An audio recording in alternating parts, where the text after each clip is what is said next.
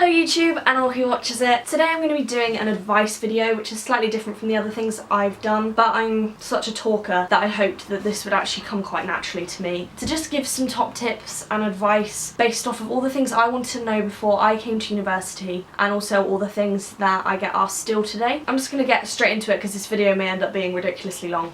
So the first number one thing you're going to want to ask yourself is, should I go to university? Go to a sixth form, they might try and convince you that your only option is university, and that's just not the case. You've got apprenticeships, you can go into work, you could take a gap year, like there are just so many different things you could do, and you need to really decide with yourself and not based off of what anyone else expects of you or what anyone else's opinion is. You need to just decide on your own whether you want to go or not, and that is the obstacle that you're going to have to come to on your own. For me, I didn't want to go to university originally. I honestly was not interested. I didn't apply until March, which is so late. I missed the deadline to have it checked or anything, but I just sent it off to UCAS on my own and got the place that I was working part-time to act as a reference. So also don't panic about that deadline because sixth forms will act as, you know, that's your last chance, and it really isn't. So I applied late March, everything was fine, I got in. So I wasn't interested in going, and my partner was already at university, and I've already discussed this in one of my other videos, but I basically decided to go to the university that he was at. I didn't apply to any other universities. I basically decided that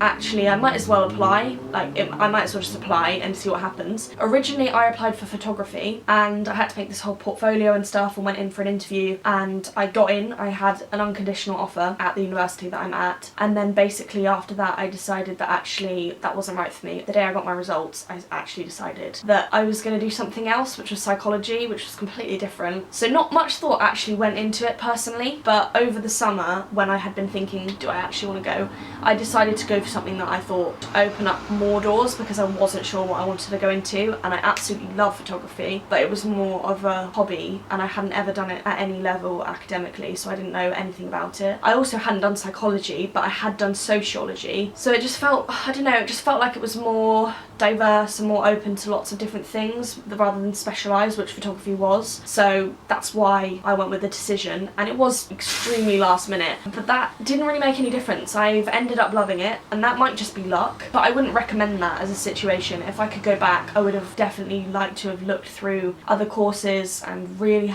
definitely have been sure that this is what I wanted to do. Yeah, even now I'm like, am I doing the right thing? But it is going fine, I am enjoying it, so, but it's just obviously would have been more helpful if I had looked into other options. But that's what you're going to need to do. You're going to need to look at courses, you're going to need to look at universities, you're going to need to decide what's right for you. And choosing the right university is the next thing I want to talk about, because every single university is going to be different, and the whole vibe of the city that you're in, everything like that is going to vary from each place, and that is going to have a massive impact on your experience there. I know for a fact that if I had gone to a different city, it would have had probably a detrimental effect to how I feel, because I just don't think, after seeing other people's universities, I don't think I would have been happy anywhere else. I'm not happy in any other city the same way I am in Bath. I love Bath so much, and it is the city that has made it so good. So you need to decide where you actually think you fit in, because if the university's awful and you start to hate it, the thing that might keep you there is the city. Yeah, luckily I don't have that, because I think being happy in the city has made me happy at the university, and the university is great and it's really lovely. It's in the middle of the countryside, so that's really nice, and that was another thing that I loved. But I didn't go to any open days. I'm honestly, I was just like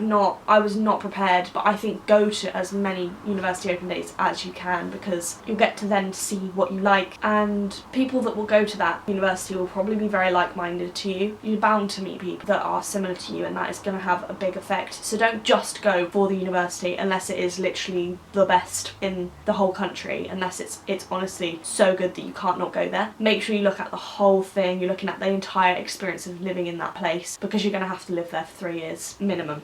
So another big thing that I was petrified about was whether I would get the grades or not. I changed my course on the day of getting results, but I had already inquired about whether it would be possible to change my course from photography, and they said yes, but it would change from an unconditional to conditional. So I kind of was terrified about that, so I didn't do it, and that's why I waited until later on to actually go through with it and be like, okay, I want to change, because I was just so scared about not getting the grades and then not going. I would have rather done a course that I didn't want to do just to be there, because of my personal situation was that I was moving out regardless, and I was terrified that if I didn't get into university I wouldn't be able to afford the flat that I was living in, because I'd have to work full time somewhere that I didn't want to work, and that is quite a unique situation. But for people that are just applying anyway, there is no point in being scared about your grades. You're going to try probably your hardest anyway, and even if you don't, if you're not that interested in exams or they don't really work for you, don't panic, because so many universities will say what their grade boundary is and then they'll let you in with lower. I know so many people that got in below the grade boundaries and there was no issues. They want bums on seats at the end of the day, so unless you're applying to a Russell Group university, they will probably let you in if you're, you know, a grade below. Some are really different and really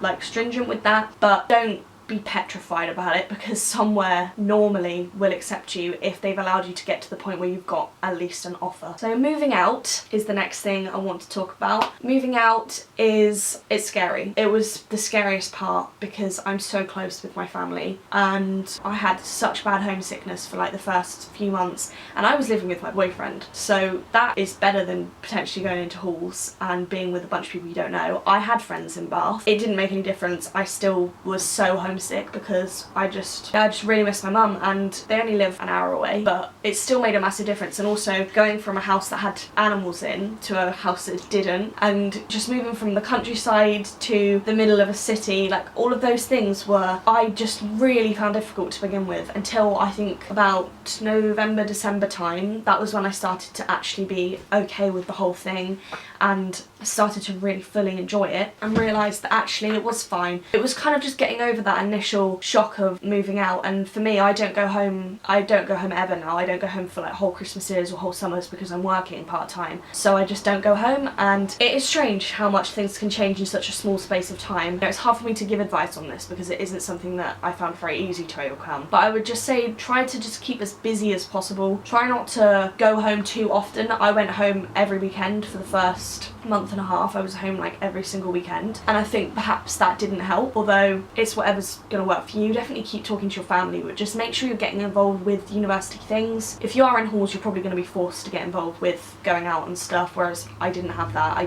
didn't go out because I was just not interested. But if you are and you think that that's going to help you get more social, then go on nights out, join societies, do stuff that's going to get you around other people that are also feeling the same way, because you can help each other. Lots of people will feel homesick, it's natural.